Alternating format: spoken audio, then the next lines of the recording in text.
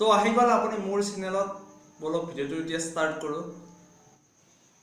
আজি আমি কথা পাতিম এটা অতি জনপ্ৰিয় টেকন'লজি সেই টেকন'লজিটো হৈছে ফিংগাৰপ্ৰিণ্ট সেন্সৰ এই ফিংগাৰপ্ৰিণ্ট সেন্সৰে কেনেকৈ কাম কৰে আৰু ফিংগাৰপ্ৰিণ্ট সেন্সৰ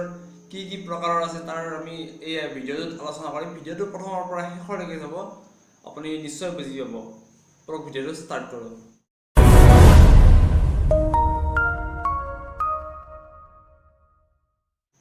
ফিংগাৰপ্ৰিণ্ট সেন্সৰ যেতিয়াৰ পৰা ওলাই আহিছে তেতিয়াৰ পৰাই চলি আহিছে বৰ্তমানলৈকে আৰু এই ফিংগাৰপ্ৰিণ্ট সেন্সৰটো অতি সহজ আৰু সিকিউৰ বুলি জনা যায় বৰ্তমানটো ফিংগাৰপ্ৰিণ্ট সেন্সৰ ৭,০০০-৮,০০০ টকাৰ পৰা পাই যায় আপুনি বজাৰতে পাই যাব ৭,০০০ টকাৰ এটা ফিংগাৰপ্ৰিণ্ট সেন্সৰ থকা মোবাইল সাধাৰণতে মানুহৰ ফিংগাৰপ্ৰিণ্ট তিনিটা প্ৰকাৰৰ থাকে মই আপোনাৰ ভিডিঅ'টোৰ ফটোটো দি দিছোঁ সেই তিনিটা প্ৰকাৰৰ মানুহৰ কমন থাকে তাৰ কিছুমানহে আনকমন থাকে সেইটো ফিংগাৰপ্ৰিণ্ট সেন্সৰে মেচ কৰি লয় সেইটোৱে ফিংগাৰপ্ৰিণ্টে মানে লৈ লয় এতিয়া আহিছোঁ ফিংগাৰপ্ৰিণ্ট স্কেনাৰ যিটো আপোনাৰ মোবাইলত থাকিব ফিংগাৰপ্ৰিণ্ট স্কেনাৰ দুটা থাকে ফিংগাৰপ্ৰিণ্ট সেন্সৰ দুটা প্ৰকাৰৰ থাকে মানে এটা হৈছে অপটিকেল আনটো হৈছে কেপাচিটিভ অপটিকেল আৰু কেপাচিটিভৰ মাজত ডিফাৰেন্স একো নাই অপটিকেল আৰু কেপাচিটিভৰ মাজত ডিফাৰেন্স একো নাই মাত্ৰ কেপাচিটিভটো অলপ বেছি সিকিউৰ আৰু এইটো অতি এক্টিভ মানে অতি সহজে আপোনাক ৰিজাল্টটো দি দিব পাৰে যেতিয়া আপুনি আপোনাৰ মোবাইলত প্ৰথমবাৰ ফিংগাৰপ্ৰিণ্ট দিবলগীয়া হয় তেতিয়া আপোনাৰ ফিংগাৰপ্ৰিণ্টটো ৰেজিষ্টাৰ কৰিবলগীয়া হয়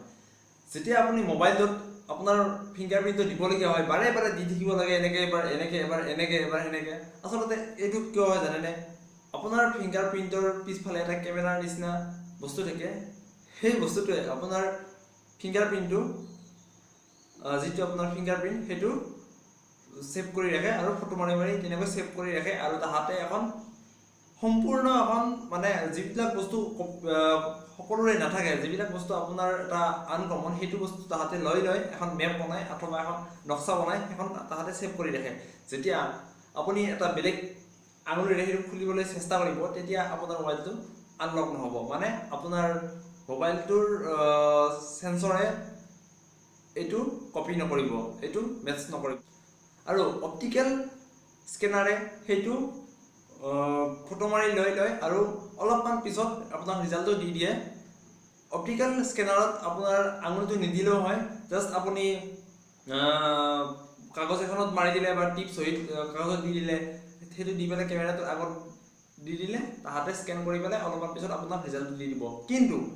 যিবিলাক আমি মোবাইলত ইউজ কৰোঁ যিবিলাক আপোনাৰ মোবাইলত থাকে সেইকেইটা হৈছে কেপাচিটিভ স্কেনাৰ কেপাচিটিভ স্কেনাৰবিলাকে আমি বেছিকৈ ব্যৱহাৰ কৰোঁ কেপাচিটিভ স্কেনাৰত কিন্তু অলপমান বেলেগ আপোনাৰ মোবাইলটো সেই সেন্সৰক লগাই দিব লাগিব টাচ কৰিব লাগিব আমাৰ স্ক্ৰীনত যিবিলাক হিৰা হিৰা দেখিছে নহয় ইয়াত হিৰা হিৰা কেইটামান দহ হিৰা আছে কেইটামান উঠা হিৰা আছে সেই হিৰা বা ৰেখা কেইডাল টাচ কৰিব লাগিব স্কেনাৰত এই স্কেনাৰটোৱে তাৰ পৰা কিছুমান বস্তু